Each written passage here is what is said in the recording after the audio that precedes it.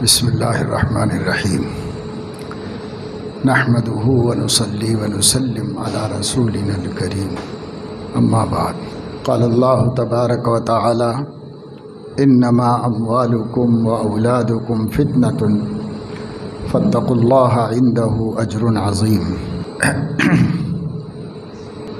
گزشتہ جمعے میں یہ بات مذاکرہ کی گئی تھی کہ زندگی بندگی کے امتحان سے تعبیر ہے۔ ہر آدمی زندگی کا ہر لمحہ اللہ کے سامنے گزار رہا ہے اور اپنی بندگی کا امتحان دیتے ہوئے گزار رہا ہے۔ اس لیے ہر مسلمان کو اس احساس اور اس تصور کے ساتھ اپنی زندگی کا ایک ایک لمحہ گزارنا ہے، تب انسان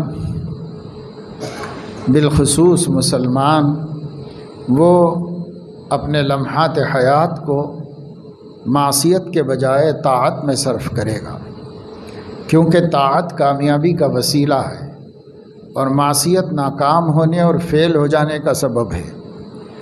اس لیے ایک ایک لمحہ اللہ کی بندگی و اطاعت و فرمانبرداری میں گزارے گا۔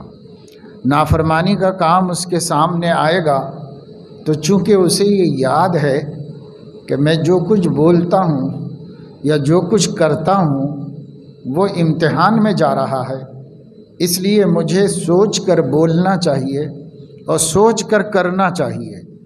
جیسے آدمی تھیوریکل پرچہ لکھ رہا ہو، پیپر لکھ رہا ہو تو سوچ کر لکھتا ہے، زبانی امتحان ہو رہا ہے تو سوچ کر بولتا ہے، پریکٹیکل امتحان دے رہا ہے تو سوچ کر کرتا ہے کہ صحیح کروں غلط نہ ہونے پائے۔ جو بھی میں کروں چونکہ ممتحن دیکھ رہا ہے کہ مجھے جو کام دیا گیا ہے یہ پریکٹیکلی میں صحیح کر سکتا ہوں یا نہیں کر سکتا ہوں، اس کو کوئی کھڑے ہو کر دیکھ رہا ہے اور اس کے نمبر لگائے جائیں گے اور اس کا اثر رزلٹ پر پڑے گا، یہ سوچ کر کرتا ہے۔ لکھتے وقت بھی سوچ کر لکھتا ہے، سوال کیا جائے تو جواب دیتے وقت سوچ کر بولتا ہے، کیونکہ میرا جواب وہ میرا امتحان ہے، پاس بھی ہو سکتا ہوں ناکام بھی ہو سکتا ہوں۔ اور امتحان کے بعد جب آدمی کامیاب ہوتا ہے تو عزت ہوتی ہے اور ناکام ہوتا ہے تو ذلت ملتی ہے۔ عند الامتحان یکرم الرجل او یہان، امتحان کے نتیجے کے بعد یا تو آدمی عزت کیا جاتا ہے یا ذلت کیا جاتا ہے۔ ہر کوئی تھو تھو کرتا ہے، ہر کوئی ناراضگی ظاہر کرتا ہے، ہر کوئی خفا ہوتا ہے، اور پاس ہو جائے تو سب کوئی تہنیت کرتے ہیں، خوشخبری دیتے ہیں اور خوشی کا اظہار کرتے ہیں۔ ایسے ہی زندگی کے امتحان میں جب انسان ناکام ہوگا تو ذلیل ہوگا، رسوا ہوگا، اس دنیا میں بھی، قبر میں بھی، حشر میں بھی، اور قیامت کے دن جہنم میں بھی رسوا ہوتا رہے گا۔ اور اگر پاس ہو جائے گا، کامیاب ہو جائے گا، اللہ یہاں بھی عزت دیں گے، برزخ میں بھی عزت ہے، حشر میں بھی عزت ہے، اور جنت میں بھی باعزت زندگی ہے، اور وہاں پر سلام قولا من رب الرحیم، ہر طرف سے رب رحیم کی سلامتی میسر آئے گی، یعنی ڈر خطرے سے بچا دیا گیا۔ دنیا میں تو بھائی ڈر ڈر کے بولنا ہے اور دنیا میں ڈر ڈر کے کرنا ہے، ہر چیز میں حساب کا خطرہ لگا ہوا ہے، ہر چیز میں اللہ کے مواخذے کا خوف غالب ہے مومن کے واسطے۔ لیکن جب جنت میں جائے گا سلام قولا من رب الرحیم، فرشتے بھی آئیں گے، سلام علیکم بما صبرتم فنعم عقبی الدار، بڑے بہترین ٹھکانے میں آ گئے بھائی، یہاں کوئی غم نہیں ہے، ہر طرح کی سلامتی ہے، موت سے سلامتی ہے، مصیبت سے سلامتی ہے، ناکامی سے سلامتی ہے، اللہ کے ناراض ہونے کے اندیشے سے سلامتی ہے، ہر چیز سے سلامتی جنت کے اندر ہے، بالکل مامون محفوظ جنت کے اندر ہے وہ۔ اب کوئی خطرہ نہیں، سب خطرے تو اس دنیا میں ہے، آخری سانس آخری ہچکی تک خطرے ہیں۔ کہیں اللہ ناراض نہ ہو جائیں، کہیں نبی خفا نہ ہو جائیں، کہیں امتحان میں فیل نہ ہو جاؤں، کہیں ذلیل نہ ہو جاؤں، کہیں رسوا نہ ہو جاؤں. سارے خطرے ہیں، اور وہ خطرے مرنے سے پہلے. اور اگر اطاعت و فرما برداری کے ساتھ مرا، کامیاب ہو گیا، تو پھر کچھ نہیں. تو یہ جو امتحان ہے یہ بتایا گیا تھا کہ دیکھو زندگی سراسر امتحان ہے. اس لیے ہر مومن کو یہ سمجھ کر جینا ہے، ہر لمحہ یہ سمجھ کر گزارنا ہے کہ میں امتحان کے دوران ہوں، میں امتحان حال میں ہوں. ممتحن میرا امتحان مسلسل کر رہا ہے. میری نقل کی، حرکت کی، سکون کی، بولنے کی، کرنے کی، سننے کی، دیکھنے کی، ہر چیز کو آزمائش میں سے گزارا جا رہا ہے. اس لیے نتیجہ نکلے گا اچھا یا برا. جتنا ہم نے دیکھا ہے، دیکھنے کا اچھا یا برا نتیجہ سامنے آئے گا. جتنا ہم نے بولا ہے، بولنے کا اچھا یا برا نتیجہ سامنے آئے گا. جتنا ہم نے سنا ہے، سننے کا اچھا یا برا نتیجہ سامنے آئے گا. جو کچھ ہم نے ہاتھ سے کیا، جو کچھ ہم نے دماغ سے کیا، جو کچھ ہم نے شرمگاہ سے کیا، جو کچھ ہم نے اپنے پیروں سے کیا، چل کر، چھو کر، چکھ کر، کھا کر، کھلا کر، جو بھی ہم نے کیا ہے، یہ امتحان ہے. جب امتحان ہے تو یا تو یکرم الرجل او یہان، یا ہمارے اعمال و اقوال و افعال، حرکات و سکنات عزت کا سبب بنیں گے، یا پھر یہ سب ذلت کا سبب بنیں گے. اور دنیا میں بھی ذلت، قبر میں بھی ذلت، حشر میں بھی ذلت، ہر جگہ ذلت. تو اصل چیز جو ہے وہ آدمی کا عمل ہے. اسی سے سب کچھ اس کو حاصل ہوتا ہے. حدیث میں آتا ہے کہ ایک صحابی کا انتقال ہوا تو ان کی تدفین کے بعد وہاں سے حضرت عبداللہ ابن عمر رضی اللہ عنہما کا گزر ہوا تو انہوں نے دیکھا کہ قبر پر خیمہ لگا ہوا ہے،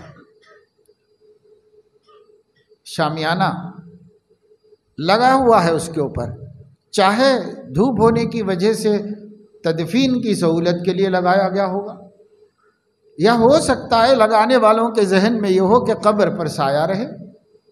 جیسے لوگ بزرگوں کی قبروں پر گنبدیں بنا دیتے ہیں، قبات بنا دیتے ہیں، تعمیریں کر دیتے ہیں کہ صاحب یہ بالکل صاف ستھرا رہے، سایہ رہے. یہ ان کا خیال ہوتا ہے. ایسے ہی خیمہ لگا ہوا تھا اور قبر تھی حضرت ابو بکر کے صاحبزادے کی. تو عبداللہ ابن عمر رضی اللہ عنہما نے اپنے خادم سے فرمایا کہ یہ قبہ گرا دو، یہ شامیانہ گرا دو، ہٹا دو یہاں سے، اس لیے کہ اس شامیانے سے صاحب قبر کو کوئی سایہ نہیں ملے گا. صاحب قبر کا سایہ اس کا عمل ہے. عملہ یظلہ، اس کا عمل اس کو سایہ دے گا، اس کا عمل اس کو سہارا دے گا. یہ باہر سے آپ کچھ بھی کرو گے، اس سے کیا ملنے والا ہے؟ اس سے کچھ بھی نہیں ملنے والا. ایک آدمی کی عام لوگوں میں قبر ہے تو وہ ذلیل آدمی ہے، اور ایک قبر بہت شاندار بنائی گئی ہے اور اس پر مرمر کے لگا دیا گیا ہو اور اس کو خوبصورتی سے سجایا گیا ہو، دیدہ زیب ہو، دیکھنے والوں کو وہاں پر اچھا لگ رہا ہو، تو یہ سب تو اوپر کا اچھا ہے. اور اگر خراب ہے، عام قبرستان ہے اور وہاں کیچڑ ہے، مٹی ہے، گندگی ہے، تو یہ تو اوپر ہی کا گندگی ہے. مرنے والے کو اس سے کیا مطلب کہ زمین کے اوپر کیا ہو رہا ہے، اس کو اس سے کیا مطلب، اس کا تو معاملہ زمین کے نیچے چل رہا ہے. اگر اوپر شاندار ہے، سنگین ہے، خوبصورت ہے، حسین منظر ہے، پودے لگائے گئے ہیں، چمن بنایا گیا ہے، پھول کھل رہے ہیں، خوشبو مہک رہی ہے، تو کیا ضروری ہے کہ اندر بھی یہ سب کچھ ہو رہا ہو؟ اگر اعمال اچھے نہیں ہیں تو اندر قبر سے کھڑکی جہنم سے کھول دی گئی ہے اور ذلت ہے، آگ ہے، گرمی ہے، رسوائی ہے، چیخ و پکار ہے، سب اندر ہو رہا ہے اور اوپر یہ سب ہو رہا ہے. تو اس کا کیا اعتبار ہے بھائی؟ بالکل حضرت عبداللہ ابن عمر نے صحیح فرمایا، اس کا کیا فائدہ ہے؟ عملہ یظلہ، آدمی کا عمل اس کو سایہ بھی دے گا، سکون بھی دے گا، سرور بھی دے گا، راحت بھی دے، سب عمل دے گا۔ عمل سے زندگی بنتی ہے، جنت بھی جہنم بھی۔ یہ خاکی اپنی فطرت میں نہ نوری ہے نہ ناری، عمل جو لے کے گیا ساتھ میں۔ حضرت علیہ السلام نے فرمایا آدمی دنیا سے جاتا ہے تو 3 قسم کے دوست ہوتے ہیں اس کے۔ پہلا چاہنے والا وہ ہے جو دروازے تک آ کے رک جاتا ہے اور خدا حافظ کر کے چلا جاتا ہے۔ یہ عورتیں بچے ہیں اپنے گھر کے جو دروازے تک آ کے رک جاتے ہیں اور جنازہ آگے چلا جاتا ہے۔ اور دوسرا دوست وہ ہے جو قبر تک آتا ہے، مٹی دے کر کے خدا حافظ کر کے چلا جاتا ہے، اب اللہ جانے بھائی تو جانے، ہمارا حق اتنا تھا ہم نے ادا کر دیا۔ اور تیسرا دوست وہ ہے جو آدمی کے قبر میں بھی رہتا ہے، ساتھ میں بھی جاتا ہے۔ حضرت علیہ السلام نے صحابہ سے پوچھا کہ ایک دوست دروازے پہ رخصت کر دیتا ہے گھر کے، اور ایک دوست اسٹیشن پر رخصت کر دیتا ہے، ایئرپورٹ پر، بس اڈے پر، ریلوے اسٹیشن پر، وہاں تک آ کے رخصت کر دیتا ہے، سواری میں بٹھا کے چلا جاتا ہے۔ اور ایک دوست وہ ہے جو ٹکٹ بنا کر آپ کے ساتھ سفر میں نکلتا ہے کہ صاحب ہم بھی چلیں گے آپ کے ساتھ میں، کیوں اکیلے جاتے ہو، اکیلے بہت پریشانی ہوگی، میں بھی ساتھ میں رہتا ہوں سفر میں، تو وہ بھی سفر میں ساتھ رہتا ہے۔ آپ علیہ السلام نے پوچھا کہ تم بتاؤ کہ تینوں میں اچھا دوست کون ہے، قدر کے قابل کون سا دوست ہے؟ جو گھر کے دروازے پہ رخصت کر دیا وہ، یا اسٹیشن پر آ کر رخصت کر دیا وہ، یا ساتھ میں بھی سفر میں رہ کر ہمارے دکھ درد میں شریک رہا وہ؟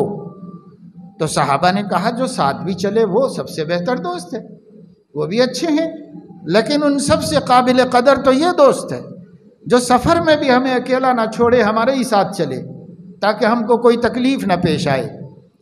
تو حضرت علیہ السلام نے فرمایا اچھا جب ایسا ہے تو سنو، آدمی مرتا ہے تو گھر والے دروازے سے رخصت کر دیتے ہیں، دوست احباب مردانہ وہ قبرستان پر، اسٹیشن پر آ کر رخصت کر دیتا ہے، اور اعمال وہ ساتھی ہیں جو قبر میں بھی سفر آخرت میں ساتھ رہتے ہیں۔ پورے سفر آخرت کا رفیق سفر تمہارا عمل ہے۔ اب اگر عمل اچھا ہے تو اچھا دوست ساتھ میں ہے، اور اگر عمل برا ہے تو برا دوست ساتھ میں۔ کسی کے سفر میں برا ساتھی ہوگا تو قدم قدم پر گناہ کروائے گا، قدم قدم پر نقصان پہنچائے گا، قدم قدم پر دغا دھوکہ کرے گا، اور اگر وفادار دوست ساتھ میں ہے تو وہ راحت پہنچائے گا، آرام پہنچائے گا، اور اس کو ہر برائی سے بچاتا رہے گا۔ اب تم طے کر لو کہ سفر آخرت سفر ہے۔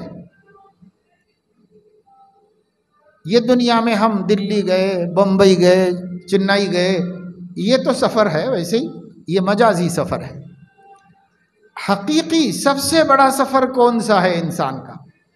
وہ آخرت کا سفر ہے، بڑا لمبا، بڑا گمبھیر، بڑا ذمہ دارانہ سفر، تھکا دینے والا سفر، منزل تک پہنچنے تک بے چین رکھنے والا سفر، پرمشقت سفر، بہت سخت سفر۔ لیس الغریب غریب الشام والیمن ان الغریب غریب اللحد والکفن۔ شام و یمن کا مسافر مسافر نہیں ہے، گور و کفن کا مسافر مسافر ہے۔ یہ حقیقی سفر کر رہا ہے دنیا سے آخرت کی طرف۔ باقی مسافر تو دنیا میں یہاں سے وہاں، وہاں سے وہاں جاتے ہیں، ان کو ویسے مسافر کہا جاتا ہے، لیکن سب سے بڑا مسافر جو دنیا سے آخرت کا سفر کر رہا ہے، ایک عالم سے دوسرے عالم میں جا رہا ہے، یہ حقیقی مسافر ہے۔ اس مسافرت میں زاد راہ کیا ہے؟ اس مسافرت میں رفیق سفر کون ہے؟ آدمی کو غور کرنا چاہیے۔ کوئی نہیں جائے گا آپ کے اس سفر میں، بیوی بھی رفیق نہیں بنے گی، اس سفر میں بیٹا بھی نہیں بنے گا، اس سفر میں باپ بھی نہیں بنے گا۔ قبر پہ بیٹھ کر روئیں گے ایک ہفتہ، لیکن ساتھ چلنے کے لیے کوئی نہیں تیار ہوگا، کوئی بھی ساتھ نہیں آئے گا۔ ہاں ایک ساتھی ہے جو ساتھ رہے گا، اور وہ ہے تمہارا عمل، اچھا تو اچھا، برا تو برا۔ وہ ساتھی سفر ہی میں رہے گا اور اس کا اثر پورے سفر آخرت میں پڑے گا۔ اچھا ساتھی ہے تو سکون و سرور رہے گا اس سفر میں، برا ساتھی ہے تو سفر آخرت میں ہر وقت ٹینشن رہے گا، ڈپریشن رہے گا، اذیت رہے گی، تکلیف رہے گی۔ تو اپنا ساتھی بنانا آپ کا کام ہے۔ کون آدمی اس میں کامیاب ہوتا ہے؟ جو زندگی کو امتحان سمجھ کر گزار رہا ہے۔ اور یہ امتحانات جیسے میں نے بتایا، ہر حرکت و سکون امتحان ہے، دن اور رات امتحان ہے۔ لیکن ان امتحانات میں دو امتحان بہت اور کٹھن ہیں۔ سب امتحان ہی ہے زندگی، لیکن دو چیزیں زیادہ بڑا امتحان ہے۔ کون سی دو چیزیں؟ اموال، اولاد۔ قرآن کہہ رہا ہے انما اموالکم و اولادکم فتنۃ۔ تمہارے اموال مال کی جمع ہے، اولاد ولد کی جمع ہے۔ تمہارے بچے، تمہارا مال آزمائش ہے، فتنۃ عظیم آزمائش ہے، زبردست امتحان ہے۔ کتنے لوگ ہیں جن کے اموال نے انہیں ناکام کر دیا زندگی کے امتحان میں، اور کتنے لوگ ہیں جن کی اولاد کی وجہ سے وہ زندگی کے امتحان میں فیل ہو گئے، ناکام۔ اس لیے اللہ نے فرمایا کہ یہ دو چیزیں عظیم آزمائش، بڑی آزمائش ہیں یہ دو چیزیں۔ جس کو مال ملے اسے چوکنا رہنے کی ضرورت ہے، جسے اللہ اولاد عطا فرما دے اسے بھی بہت چوکنا رہنے کی ضرورت ہے، کیونکہ ان اولاد کو اگر صالح بنائے گا، نیک بنائے گا، یہ صدقہ جاریہ بنے گی۔ آدمی مر جاتا ہے، اذا مات الانسان انقطع عملہ، آدمی مر جاتا ہے تو عمل کا دروازہ بند ہو جاتا ہے، لیکن تین چیزیں پھر بھی اس کو نفع پہنچاتی رہتی ہیں۔ صدقہ جاریہ اس کو نفع پہنچاتا رہتا ہے، علم دین جس کو اس نے آگے بڑھایا وہ نفع پہنچاتا رہتا ہے، اور ایمان والی اولاد اس کو نفع پہنچاتی ہے۔ ولد صالح يدعو له، علم ينتفع به، صدقۃ جاریۃ۔ یہ تین چیزیں مرنے کے بعد، مرنے والے کے اعمال کا دروازہ بند ہو جانے کے بعد بھی اعمال نامے میں اعمال آتے رہتے ہیں، اس طریقے سے ان تین رستوں سے آتے رہتے ہیں۔ خود کا کرنا تو ختم ہو گیا، اب نہ خود کی نماز لکھی جائے گی، نہ میت کا روزہ لکھا جائے گا، نہ میت کی تلاوت لکھی جائے گی، نہ اس کا ذکر لکھا جائے گا، کیونکہ وہی لکھا جائے گا جو موت سے پہلے کیا ہے۔ اب نہیں لکھا جائے گا کچھ بھی، اس کے اعمال میں اس سے اضافہ نہیں ہوگا، کرنے کی توفیق ملے گی تب بھی۔ حضور علیہ السلام نے حضرت عیسیٰ علیہ السلام کو احرام باندھ کے حج میں آتے ہوئے دیکھا، حضرت ابراہیم علیہ السلام کو عرفات میں حضور علیہ السلام نے دیکھا موجود، حضرت موسیٰ علیہ السلام کو قبر میں نماز پڑھتے ہوئے دیکھا، اور حضور علیہ السلام دیکھ رہے ہیں کہ یہ حضرات ما بعد الموت بھی عمل کر رہے ہیں۔ اسی طرح امت کے نیکوکاروں کو بھی ملے گا موقع، جو تلاوت کرنا چاہے وہ تلاوت کر لے، جو ذکر کرنا چاہے وہ ذکر میں پڑا رہے، جو نماز پڑھنا چاہے نماز پڑھے، جو قرآن پڑھنا چاہے قرآن پڑھے۔ صالحین کو اجازت ملے گی قبر میں، برزخ میں، کہ وہ کسی اچھی مشغولیت میں رہیں، اس واسطے کہ ایک آدمی ہے ساری زندگی قرآن سے لو لگا کے رکھا، اب مرنے کے بعد اس کو آرام سے رہنا ہے قیامت تک، تو آرام کس میں ملے گا؟ قرآن میں ملے گا اس کو۔ ایک آدمی ہے نماز بہت جی لگا کے پڑھتا تھا، بڑا ذوق شوق سے پڑھتا تھا، اب مر گیا، پتہ نہیں قیامت کب آئے گی، اور اس وقت تک رہنا ہے 50 سال، 100 سال، 200 سال، 500 سال، 800 سال، اللہ عالم۔ اب اتنی لمبی مدت اکیلا برزخ میں سکون چاہیے، آرام چاہیے، تو وہ کہے گا کہ پاک پروردگار مجھے تو زندگی میں لطف آتا تھا تیری بندگی میں نماز پڑھنے میں، لہٰذا نماز کا موقع دے دیجئے، قیامت جب بھی آنا ہے آئے گی، میں تب تک ذرا آرام سے تو رہوں، اس لیے کہ میرا مزہ اسی میں ہے کہ میں نماز پڑھتا رہوں، اجازت مل جائے گی۔ جو یاد الہی سے دلچسپی رکھتا تھا وہ کہے گا اللہ کیا جنت کا بستر، کیا جنت کی ہوا، مجھے تو سب کچھ آپ کی یاد میں لگتا ہے، اچھا تو مجھے ذکر کا موقع دے دیجئے، میں ذکر کرتا رہوں۔ اچھا بھائی تم نماز پڑھ لو، تم قرآن پڑھ لو، تم ذکر کر لو، پر یہ اعمال نامے میں نہیں جائے گا، یہ اجر کے حق میں آ جائے گا، یہ عمل میں نہیں جائے گا۔ عمل وہی ہے جو دنیا میں کیا ہے۔ اب جو یہ مواقع دیے جا رہے ہیں یہ تمہارے شوق اور پسند کی وجہ سے بطور انعام اور بطور اجر کے دیا جا رہا ہے، عمل نہیں، عمل موت پہ ختم۔ وَاعْبُدْ رَبَّكَ حَتَّى يَأْتِيَكَ الْيَقِينُ، موت آنے تک عمل ختم۔ موت آئی اور اعمال ختم ہو گئے، موقع ختم ہو گیا اعمال کا، تو اعمال کریں گے، ہمارا وہ عمل بھی لکھا نہیں جائے گا، ہمارا وہ عمل ہمارے ترازو میں تولا نہیں جائے گا۔ پھر کیا ہوگا؟ گویا دروازہ بند ہو گیا، اب اعمال نامے کو فرشتے نے لپیٹ دیا، اس میں کچھ اضافہ نہیں ہو سکتا۔ پر حضور اکرم صلی اللہ علیہ وسلم نے رحمان و رحیم کی طرف سے مومن کو یہ خبر دی کہ ہاں پھر بھی تمہارا اعمال نامہ کھلا رہ سکتا ہے، لیکن اب وہ اعمال نامہ تمہارے عملوں سے کھلا نہیں رہے گا، چاہے کرو تو بھی تمہاری وجہ سے نہیں کھلا رہے گا، پیچھے چھوڑ کے آئے ہوئے 3 اسباب سے کھلا رہے گا۔ پیچھے ایمان والی، خدا سے ڈرنے والی، نبی سے محبت رکھنے والی، قرآن کا احترام کرنے والی اولاد چھوڑ کے آئے ہو، اس اولاد کی نیکی بھی تمہارے اعمال نامے میں آتی رہے گی، کیونکہ تمہاری محنت سے یہ نیک بنے۔ اب خود تو نہیں چھوڑ کے گیا تو کیا ہوگا؟ جب نیک اولاد چھوڑے گا یدعو لہو، دعائے مغفرت کرتی رہے گی۔ کتنے لوگ ہیں دنیا سے چلے گئے، ان کی وفادار اور نیک بخت اولاد موجود ہے، وہ دن رات 24 گھنٹے بات بات میں ماں باپ کو یاد کر کے دعائے مغفرت کرتے رہتے، ہر چیز میں ان کے لیے ایصال ثواب کرتے رہتے۔ ولد صالح یدعو لہ، نیک اولاد جو اس کے لیے دعا کرتی رہے، یاد رکھے، ورنہ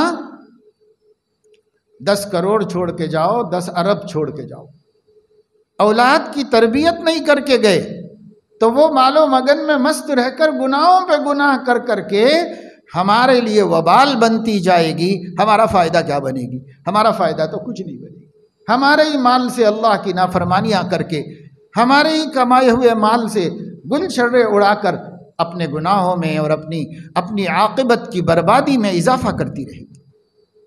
اس لیے صرف اولاد نہیں ہے صدقہ جاریہ، ولد صالح، ایمان والی اولاد، اللہ کو جاننے والی اولاد، نبی کو پہچاننے والی اولاد، قرآن سے تعلق رکھنے والی اولاد، دین اسلام کو اپنے لیے پسند کرنے والی اولاد، ایسی اولاد پیچھے چھوڑ کے جاؤ تو کھاتا بند نہیں ہوگا، کھاتا چلتا رہے گا، اعمال آتے رہیں گے۔ زندگی میں آپ کما کے ڈالتے تھے اپنے کھاتے میں، اب آپ کے پیچھے سے آ رہے ہیں، دوسرے ڈال دے رہے ہیں آپ کے کھاتے میں کما کر کے، وہ نہ ڈالیں تب بھی اگر آپ نے اولاد کو نیک بنایا ہے، خود بخود ان کے اچھے کام اپنے باپ کے کھاتے میں آتے رہے، اللہ یہ کھاتا بند نہیں کرے گا، کنٹینیو ہوتا رہے گا۔ دوسرے علم ينتفع به، آدمی نے کتاب و سنت سے علم کسی کو سکھایا، علم کسی کو حافظ قرآن بنایا، کسی کو عالم دین بنایا۔ اللہ کا دین کتاب و سنت کا نام ہے، کتاب و سنت کو علم حقیقی کہا جاتا ہے۔ باقی جتنا ہم پڑھتے ہیں دنیا کی نسبت سے وہ نالج ہے، اس کا نام بھی لغت میں علم ہے، لیکن کتاب و سنت میں اس کو علم نہیں کہا جاتا، اسے فن اور ہنر کہا جاتا ہے۔ علم تو کہا جاتا ہے کتاب و سنت میں اس کو جو معرفت رب کا ذریعہ بنے، جو رضا الہی کا وسیلہ بنے، اس علم کو علم کہا جاتا ہے، کیونکہ وہ علام حقیقی حق تعالیٰ کے خزانے علم سے آیا ہے نبی کے تھرو، تو وہ علم ہے جو اللہ کا علم ہے، وہی علم دنیا میں بھی علم کہلانے کے قابل ہے۔ اس لیے علم ينتفع به، ایسا علم چھوڑ کے گیا جس سے بعد کے لوگ نفع اٹھا رہے ہیں۔ جیسے امام بخاری نے نبی کی حدیثوں کو جمع کر کے ایک کتاب چھوڑ دی اپنے پیچھے، وہ چلے گئے دنیا سے، لیکن 1200 سال سے دنیا اس سے فائدہ اٹھا رہی ہے۔ علم ينتفع به، ایسا علم پیچھے چھوڑ کے جاؤ جس سے لوگ فائدہ اٹھا رہے ہیں۔ امام مسلم سے فائدہ اٹھا رہے ہیں، امام ترمذی سے فائدہ اٹھا رہے ہیں، نسائی سے، ابن ماجہ سے، ابن حبان سے، عبدالرزاق سے، امام احمد سے، خدا جانے کتنے محدثین وہ علم چھوڑ کے گئے ہیں، اور ان علموں سے لائبریریاں بھری ہوئی ہیں، آج تک دنیا اس سے نفع اٹھا رہی ہے اور فائدہ اٹھا رہی ہے۔ اسی طرح ہمارے فقہاء کرام، ائمہ مجتہدین دین کا علم چھوڑ کے گئے اپنی زندگی بھر کی کمائی بنا کر، اور اسے پیچھے چھوڑ دیا اپنے، لوگ فائدہ اٹھا رہے ہیں۔ آج احکام و مسائل ان سے سیکھے جا رہے ہیں، آج فتویٰ دے کر امت کی رہنمائی کی جا رہی ہے، آج مقدمات و خصومات میں قضیے و فیصلے ان کے علم کی روشنی میں کیے جا رہے ہیں۔ سارے عالم اسلام میں ان کا علم تابناک ہے، تابندہ ہے، زندہ ہے، روشن ہے۔ علم ينتفع به، جو علم چھوڑ کے جائے جس سے نفع پہنچے۔ صدقۃ جاریۃ، ایسا کام کرے جو دیر پا ہو، جس کا فائدہ دیر پا ہو۔ جیسے ہم جگہ جگہ دیکھتے ہیں، ہماری ریاست میں مسجدیں بنی ہوئی ہیں، خاص قسم کی مسجدیں۔ بعض مسجدوں کو کہا جاتا ہے قطب شاہی مسجد، بعض مسجدوں کو کہا جاتا ہے عالمگیری مسجد۔ قطب شاہ کے دور میں جو مسجدیں بنائی گئیں، کبھی وہ جنگلوں میں بھی ہیں، صحراؤں میں بھی ہیں، پتہ نہیں غیر آباد جگہوں پر بھی ہیں، بنانے والے نے بنائی ہے۔ آپ سوچتے ہیں کہ وہاں کیوں بنائی ہوگی جہاں کوئی نماز ہی پڑھنے والا نہیں تھا؟ اتنی پختہ مضبوط کہ آج بھی موجود ہے۔ زمین ہڑپ کرنے کے لیے لوگ اس کو ڈھانا چاہتے ہیں تو ڈھہتی بھی نہیں، ایسی مضبوط، ایک مینار نہیں گرا سکے بعض جگہ پر کوشش کر کے زمین کے غاصبین، تو چھوڑ دینا پڑا اسی حالت میں اس کو، ایسی مضبوط جنگل میں جا کے بنا دی۔ بات دراصل یہ ہے کہ پہلے زمانے میں نوابوں کے دور میں لوگ جاگیردار ہوتے تھے۔ جاگیردار کا مطلب یہ ہوتا تھا کہ بادشاہ کسی سے خوش ہوتا تو مسلم ہوتا یا غیر مسلم، جس سے بھی خوش ہوتا، اور لوگ خوش کرتے تھے بادشاہ کو کسی نہ کسی طرح، تو خوش ہوتا تو ان کو جاگیر دے دیتا تھا، ان کو فلاں جاگیر دے دی جائے، ان کو فلاں جاگیر دے دی جائے، تو وہ جاگیر پوری اس کی ملکیت ہو جاتی تھی، جو بادشاہ کی طرف سے اس کو خوش ہو کر دے دی گئی، بخش دی گئی ہے زمین۔ تو اب وہ مسلمان ہوتا تو وہ اپنی جاگیر میں کوئی گاؤں واؤں بسا دیتا، نہ بھی بسایا تو اپنی جاگیر میں ایک مسجد تعمیر کر دیتا بہت شاندار، اور وہ خود بھی کسی گاؤں والوں کو 150 ایکڑ زمین دے دیتا کہ اس پہ کاشت کر کے اس مسجد کی حفاظت کرو، اور تمہاری ذریعہ معاش کے لیے ہم اتنی زمین تم کو دے رہے ہیں، کیونکہ ہم تو جاگیردار ہیں۔ تو 100 ایکڑ 200 ایکڑ ایک ایک مسجد کی نگہداشت کے لیے ان جاگیرداروں نے بخش دی۔ اس زمانے میں جب قطب شاہ کہلاتے تھے بادشاہ، تو ان کے نام سے منسوب کر کے قطب شاہی مسجد کہہ دیا جاتا تھا، اور اگر غیر مسلم کو جاگیر ملتی تو وہ شاندار ٹیمپل تعمیر کرتا وہاں پر، جیسے قدیم بہت ساری جنگلوں میں گاؤں میں شاندار قسم کی مندریں بنی ہوئی ہیں، یہ بھی بادشاہوں سے جاگیر ملی تو اس جاگیر میں انہوں نے اپنی ایک یادگار بنا دی۔ تو صدقۃ جاریۃ کا مطلب یہ ہے کہ مسلمان ایمان والا کوئی ایسا عمل پیچھے چھوڑ کے جائے جس عمل میں مسلسل اللہ کے بندوں کا فائدہ ہو رہا ہے۔ آج تک لوگ مسجدوں میں نماز پڑھ رہے ہیں، اس کو ثواب مل رہا ہے جس نے بھی بنایا ہوگا، معلوم بھی نہیں کہ کس نے بنایا، لیکن اللہ علیم و خبیر ہے، سب کو جانتا ہے۔ اسی طرح کنواں کھدوا دیا، پانی کا انتظام کر دیا، راستوں پر کنویں کھدوا دیے کہ بھائی مسافر جاتے ہیں، پانی کی ضرورت پڑتی ہے، جانور کو ضرورت پڑتی ہے، اس لیے پانی کا انتظام کرو۔ تو کسی زمانے میں یہ بہت بڑے خیر کے کام تھے، اس کو صدقہ جاریہ کہا تھا۔ ندی کے اوپر برج بنا دیا، بن گیا، اب لوگ اس پہ سے گزر رہے ہیں، لیکن اگر کسی مومن نے اپنے صرفے سے بنایا کہ راہگیروں کو نفع پہنچے، فائدہ ہو، تو اس کا صدقہ جاریہ ہے، جب تک کہ وہ چلتا رہے گا صدقہ جاریہ ہوگا، اس کو ملتا رہے گا۔ کوئی سرائے تعمیر کر دی مسافروں کے رکنے کے واسطے اپنا پیسہ لگا کر، تو اس کا صدقہ جاریہ ہے وہ۔ اس طریقے سے بہت سے کام ہوتے ہیں جو آدمی کرتا ہے وقتی طور پر نہیں، جیسے کھانا کھلانا ہے تو وقتی طور پر ختم ہو جاتا ہے، کھلا دیا اور ختم ہو گیا، بس ثواب مل گیا، ثواب بھی ملا اگر اخلاص سے کھلایا، لیکن اسی کے ساتھ ختم بھی ہو گیا۔ لیکن ایسا کوئی کام کیا جو پائیدار ہو اور ایک زمانے تک چلتا رہے، تو اس کو کہتے ہیں صدقۃ جاریۃ، یہ صدقہ جاریہ ہے۔ لیکن ہر زمانے میں صدقہ جاریہ کی صورتیں بدل جاتی ہیں، تو سمجھ کے کرنا چاہیے۔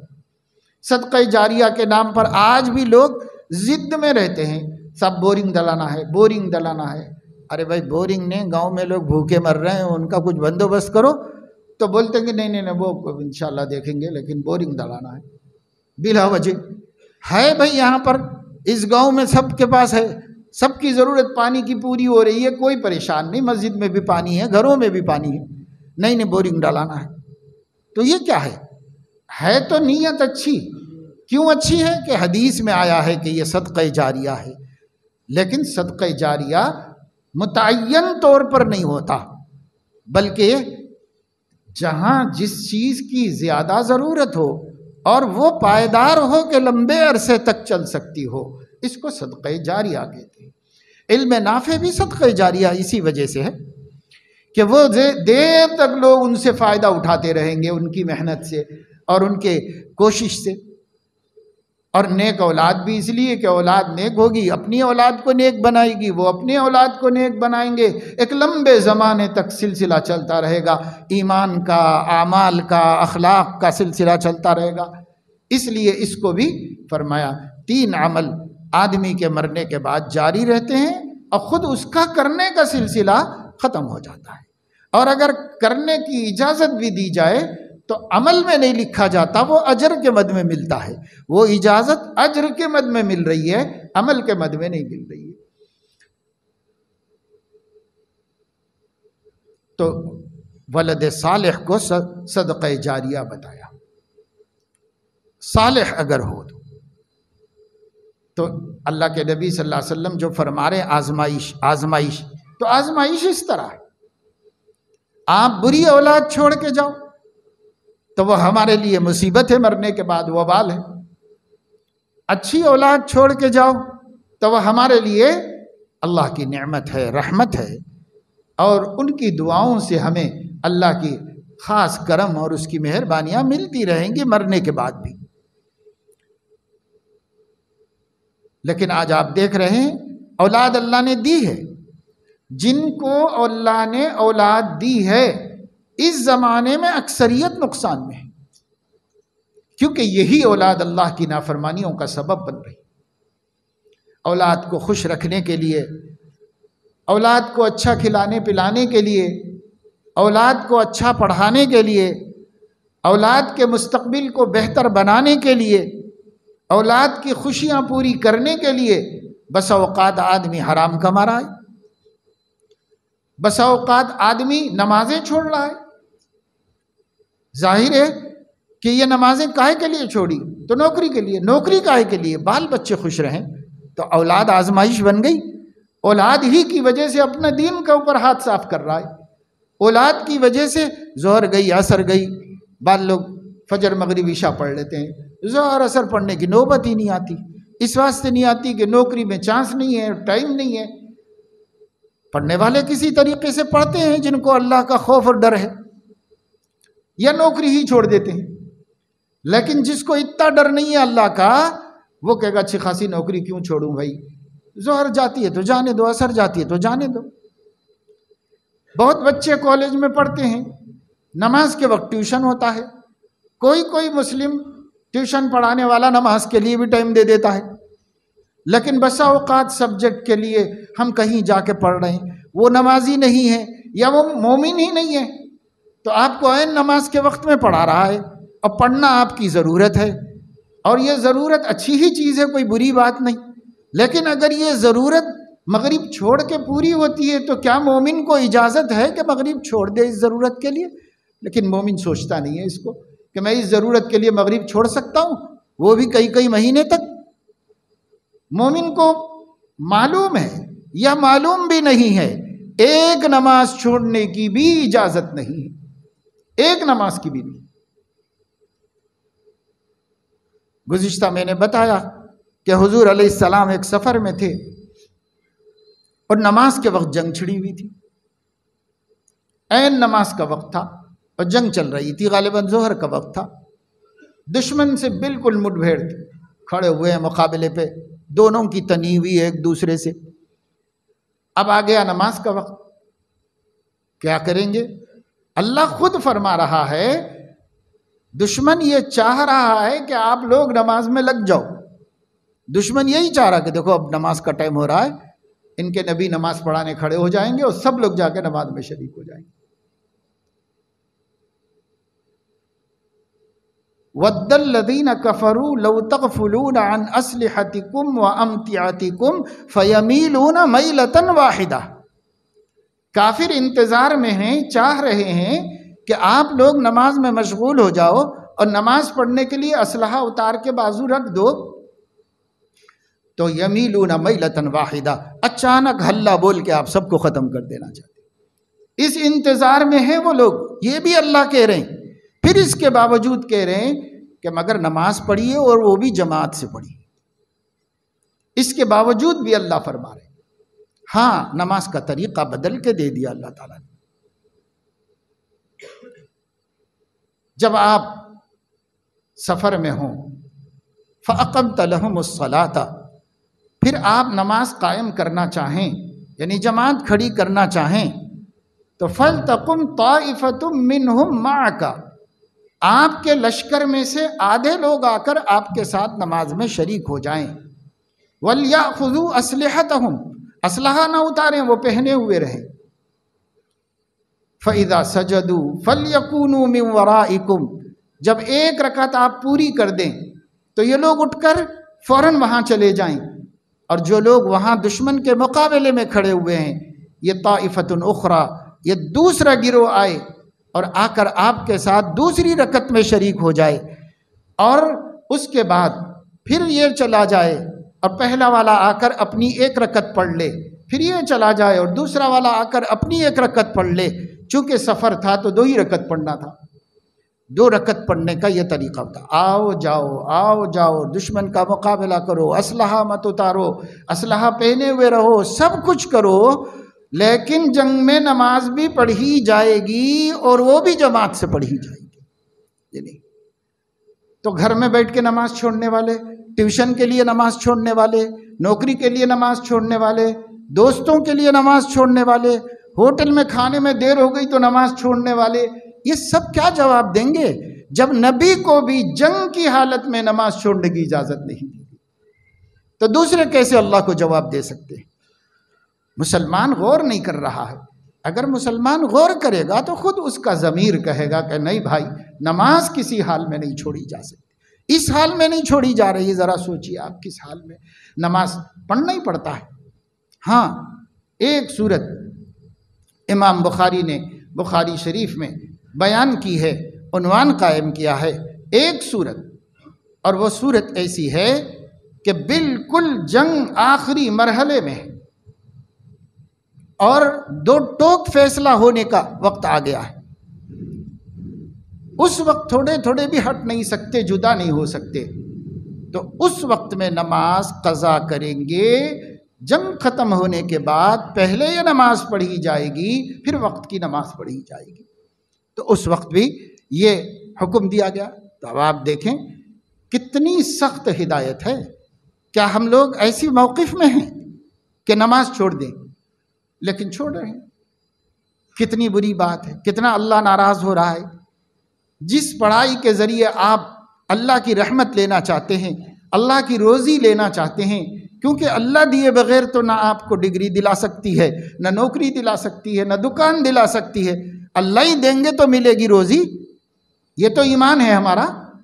تو جس عمل کے ذریعے خدا کو منا کر روزی لینا چاہتے ہیں، اس عمل میں ہم نماز چھوڑ دیں گے تو خدا راضی کیسے ہوگا، اور وہ کیسے دے گا؟ اور اگر اس بے نمازی کو روزی دے بھی دی اللہ پاک نے، تو یہ روزی اللہ کی رحمت نہیں ہوگی، یہ اللہ کا نقمت اور اس کا عذاب اور اس کا غصہ ہوگا، اپنے غصے کے طور پر دے دے گا۔ دیکھیے کبھی کبھی بچے اتنا اصرار کرتے ہیں کہ ماں کا کہنا نہیں مانتے، باپ کا کہنا نہیں مانتے، وہ سمجھاتا ہے مناتا ہے تو بالکل نہیں قبول کرتے، اپنی ضد پہ اڑے رہتے ہیں، تو وہ نکال کے پیسے پھینک دیتا ہے کہ لو جاؤ پیسے تمہارے، جو تم چاہتے ہو لے لو۔ اب آپ سوچئے کہ یہ جو دیا ہے اپنی خوشی سے، محبت سے، پیار سے، اولاد سمجھ کے دیا ہے، یا دماغ خراب اور پریشان کرنے والا شخص کو بطور ناراضگی کے دیا ہے؟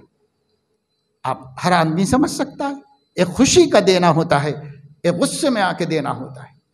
اگر اللہ تعالیٰ بے نمازیوں کو بھی روزی دے رہا ہے تو اللہ راضی ہو کے نہیں دے رہا ہے، غصے میں ہے، اور غصے میں کہہ رہا کہ دے دو ان کو ان کی دنیا، دے دو ان کی دنیا۔ حضرت عبد الرحمن ابن عوف رضی اللہ تعالی عنہ روزے سے تھے، کسی نے ان کے افطار میں دعوت کی، کھانا رکھا سامنے، یا ان کے ہی گھر میں دسترخوان بچھا اور نعمتیں آ گئی۔ بڑے مالدار آدمی تھے، اور نبی کے بعد صحابہ کا حال وہ نہیں تھا جو نبی کے زمانے میں تھا، بعد میں صحابہ سب اچھی حالت میں تھے۔ تو کھانا وانا رکھا ہوا تھا، رونے لگے رونے لگے رونے لگے، روتے ہی رہے۔ کسی نے کہا کیوں اتنا رو رہے ہیں آپ؟ تو فرمایا اللہ کے نبی ہم سے بہت بہتر تھے، ابو بکر ہم سے بہت بہتر تھے، عمر ہم سے بہت بہتر تھے، اور یہ حضرات کو تو کھانا بھی نہیں ملتا تھا، سوکھی روٹی بھی وقت پر میسر نہیں آتی تھی، اور ہمارے سامنے دسترخوان پر کئی قسم کے کھانے آتے ہیں، سالن آتا ہے، روٹی آتی ہے، یہ آتا ہے۔ تو میں یہ سوچتا ہوں کہ کہیں اللہ نے ہم کو ہمارا اجر دینے میں جلدی تو نہیں فرما دی، ان کا اجر آخرت میں دینا چاہتے ہوں اور ہمارے اعمال کا اجر دنیا ہی میں نمٹا دے رہے ہوں۔ تو یہ ڈر لگ رہا ہے مجھے، ڈر لگ کے روئے، اور اس دن انہوں نے کھانا بھی نہیں کھایا، اٹھ کے چلے گئے دسترخوان پر سے۔ احساس ہوتا ہے تو سمجھ میں آتا ہے نا، جب دل مردہ ہو جائیں گے تو ہمیں کیا سمجھ میں آئے گا، ہمیں کیا احساس ہوگا؟ احساس ہی نہیں ہے ہم کو کہ ہم کر کیا رہے ہیں۔ معمولی بات ہے نماز چھوڑ دینا، ہفتہ بھر بھی نہیں پڑھنا، بالکل معمولی بات ہے۔ ناک میں مکھی بیٹھی تو تھوڑی الجھن ہوگی، لیکن ہفتے بھر کی نمازیں چھٹی تو اتنی بھی الجھن نہیں ہوگی، اتنی بھی نہیں ہوگی۔ یہ ہمارا حال اس وقت میں ہو گیا ہے۔ اولاد اولاد اولاد، یہ اولاد کا انجام یہ مل رہا ہے، یہ انجام ہو رہا ہے۔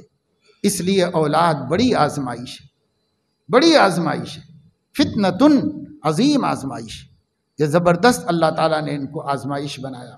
اور اموال بھی، مال نہیں ہوتا ہے آدمی پھر بھی خدا کو یاد کر لیتا ہے، تنگی ترشی میں، کمزوری میں، بیماری میں آدمی خدا کو یاد کرتا ہے۔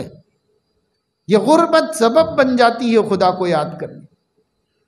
لیکن مال آ جاتا ہے تو مال جو ہے وہ پھر انسان کو مغرور بنا دیتا ہے، سرکش بنا دیتا ہے، اس کا دماغ ٹھکانے نہیں ہوتا جس کے پاس پیسہ ہوتا ہے، الا ماشاءاللہ جنہیں اللہ بچائیں، جنہیں اللہ دین کی فہم دے، ان کو چھوڑ کر عام طور سے مال آنے کے بعد دماغ ٹھکانے نہیں رہتا آدمی کا، غرور آ جاتا ہے دماغ میں، گویا مال کیا ہے؟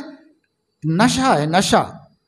جیسے نشہ پینے کے بعد یا نشہ کھانے کے بعد دماغ ٹھکانے نہیں رہتا، ایسے ہی پیسہ آ جائے تو دماغ ٹھکانے نہیں رہتا، بدل جاتے ہیں لوگ۔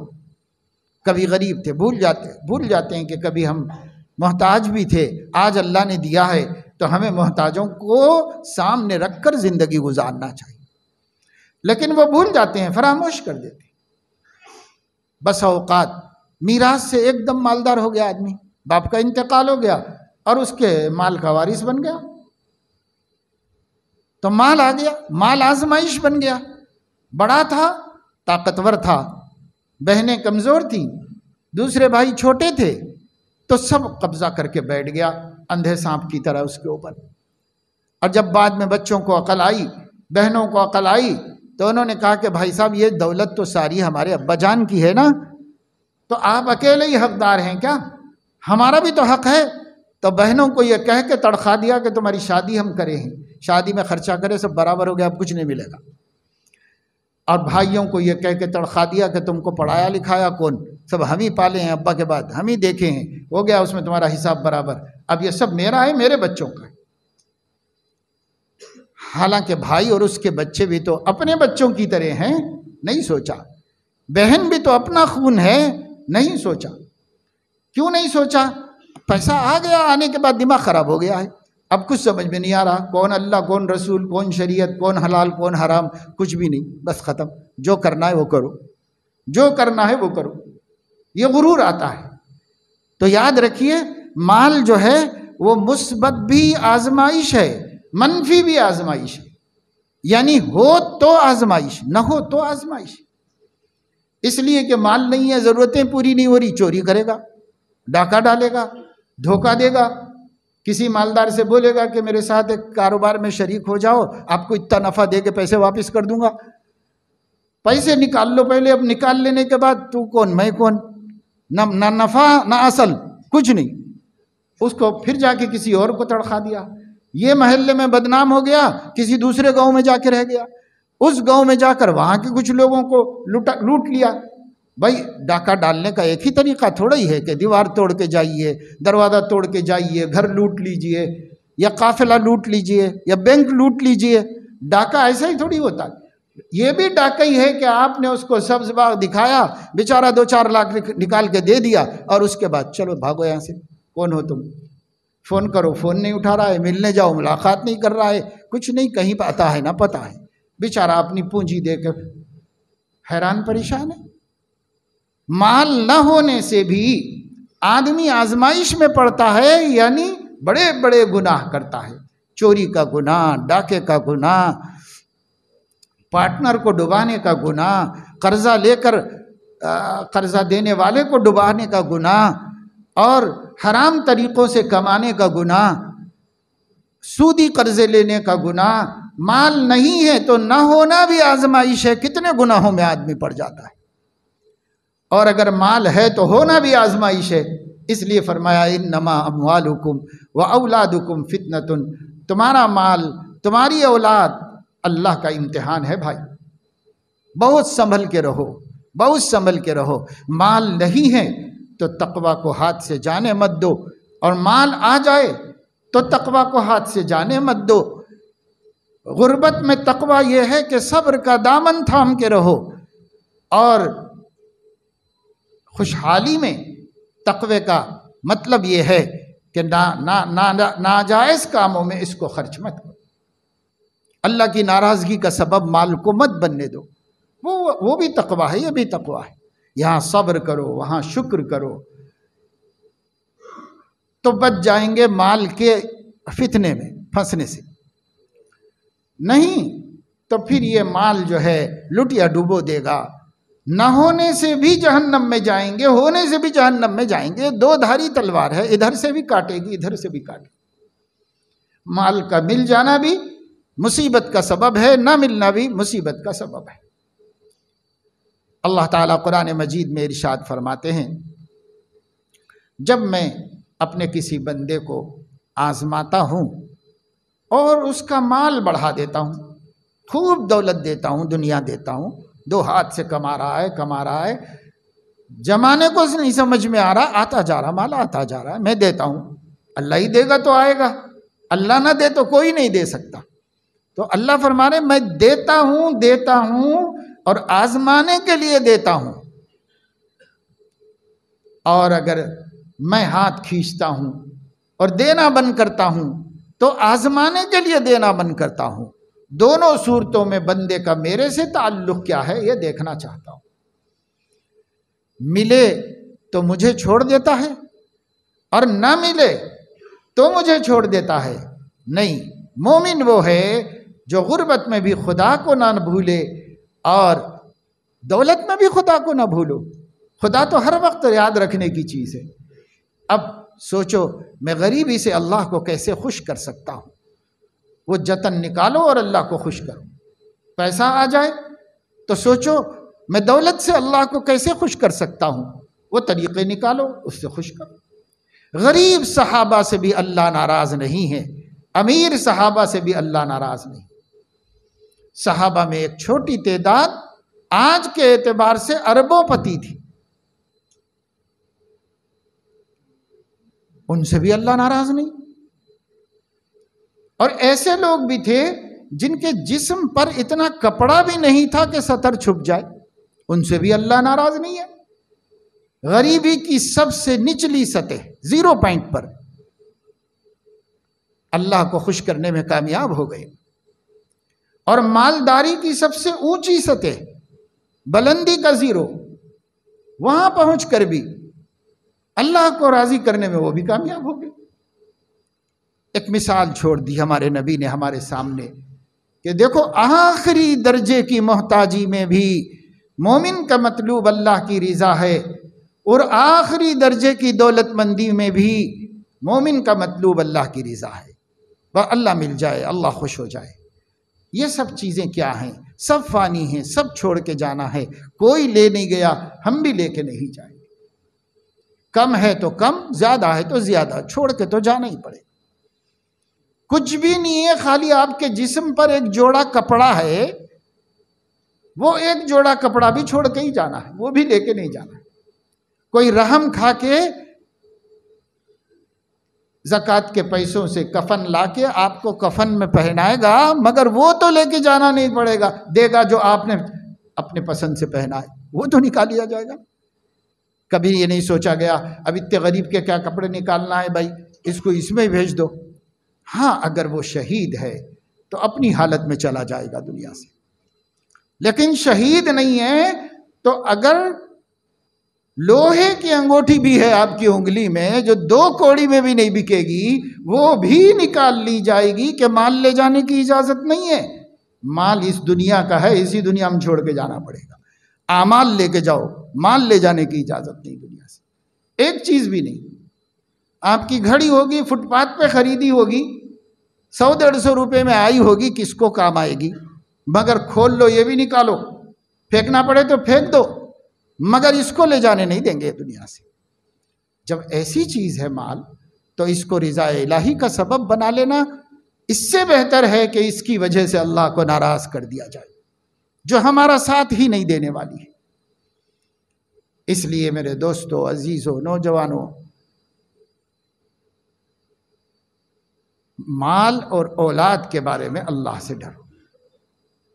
جن کی اولاد ہے، اولاد کو سبب بنا لیں اللہ کی رضا کا، اولاد کو سبب بنا لیں اپنی مغفرت کا، اولاد کو سبب بنانے صدقہ جاریہ کا۔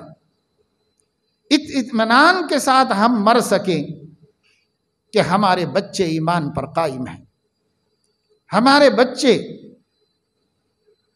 کفر، شرک، الحاد اور ارتداد میں انشاءاللہ نہیں پھنسیں گے۔ ہم نے ایسی تربیت ان کی کر دی ہے، ایسا ایمان یقین بنا دیا ہے، اس کا اطمینان لے کے جاؤ۔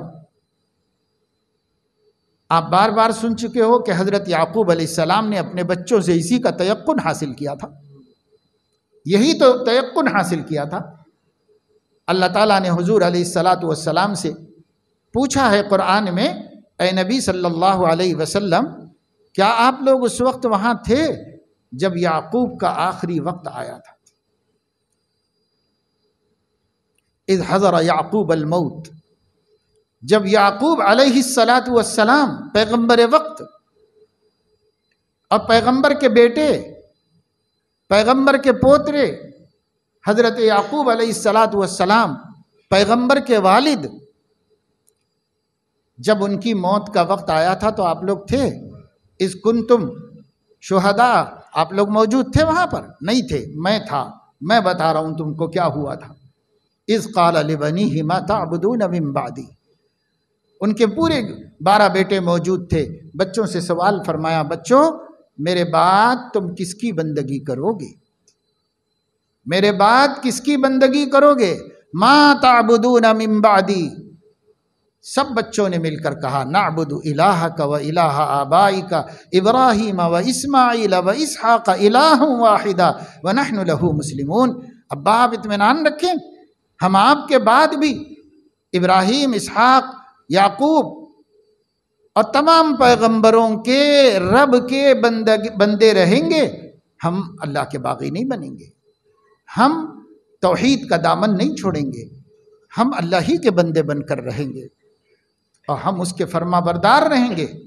بس سکون ہو گیا پیغمبر کو اور دنیا سے رخصت ہو گیا آرام سے کہ بھئی میرے 12 بیٹے تھے، سب کے سب دین پر ثابت رہنے کا وعدہ کیے، سکون مل گیا۔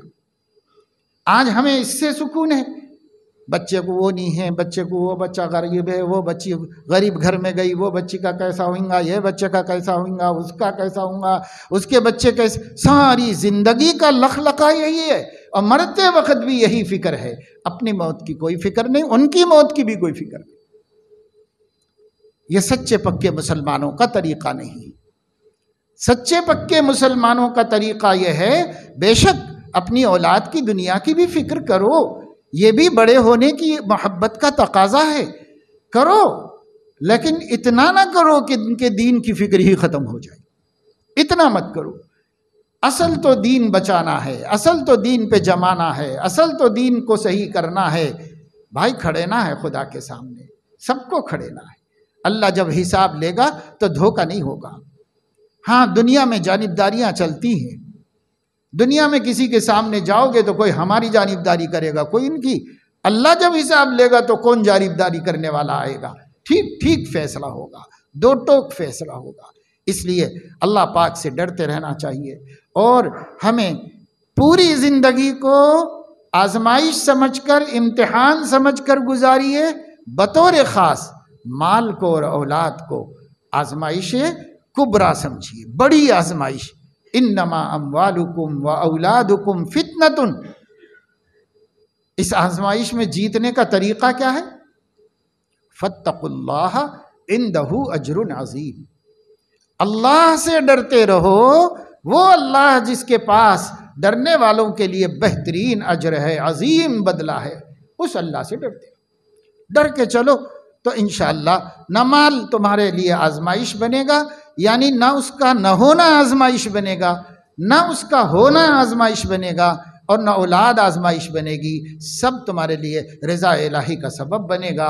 اور جب مرو گے تو عندہ اجر عظیم، اللہ کے پاس بہت بڑا بدلہ ہے، اور وہ بہت بڑا بدلہ تم کو صبر کے عوض میں عطا فرمائے گا۔ آج اس بات کی ضرورت ہے ہم سب لوگ اس کی طرف توجہ کریں اور اپنی اولاد کو اور اپنے مال کو آزمائش کا سبب بننے نہ دیں۔ آزمائش تو ہے ہی، اس میں ناکام ہونے کا سبب نہ بننے دیں، کامیاب ہونے کا اس کو سبب بنائیں۔ اللہ تعالیٰ اپنے فضل و کرم سے ہمیں آپ کو سب کو توفیق عمل نصیب فرمائے۔ آمین وآخر دعوانا الحمد للہ رب